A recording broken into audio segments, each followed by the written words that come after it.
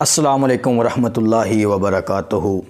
منزل سے بڑھ کر منزل تلاش کر، مل جائے تجھ کو دریا تو سمندر تلاش کر۔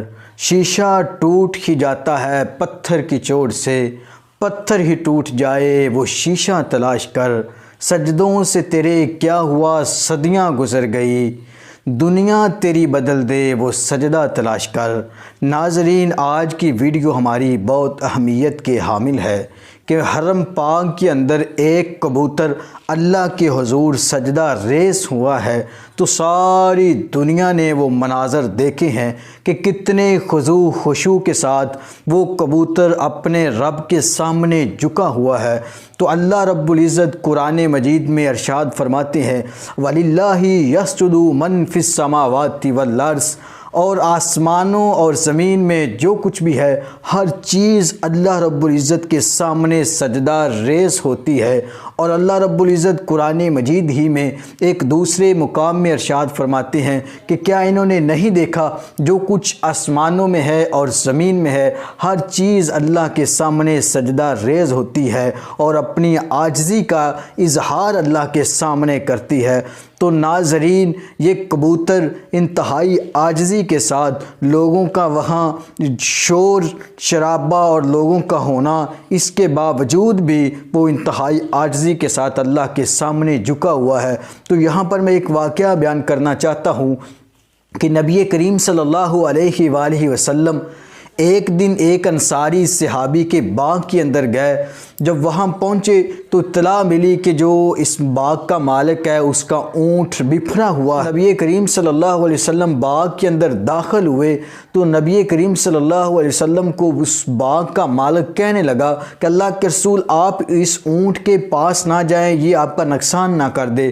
تو نبی علیہ السلام نے فرمایا آپ پریشان نہ ہو، یہ میرا کچھ بھی نہیں بگاڑ سکتا۔ جب نبی علیہ السلام اس اونٹ کے قریب گئے تو وہ اونٹ میرے نبی کے سامنے سجدہ ریز ہو گیا۔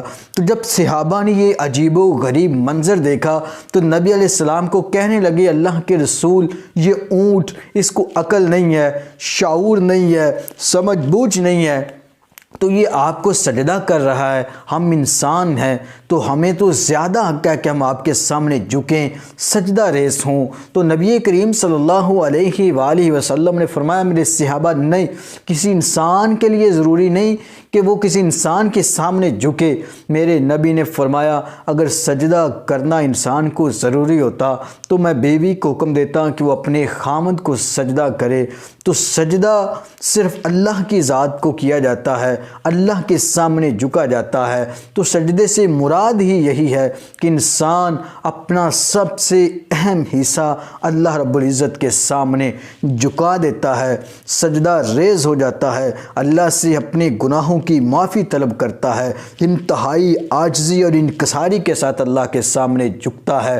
تو یہ ایک جانور اللہ کے سامنے جھکتا ہے انتہائی عاجزی کے ساتھ۔ تو ہمیں بھی اللہ رب العزت کے سامنے جھکنا چاہیے، سجدہ ریز ہونا چاہیے۔ اللہ رب العزت قرآن مجید میں کہتے ہیں قد افلح المؤمنون الذین هم فی صلاتہم خاشعون، یقیناً وہ مومن مسلمان کامیاب ہو جائیں گے جن کی نمازوں کے اندر خضوع خشوع پیدا ہو گیا۔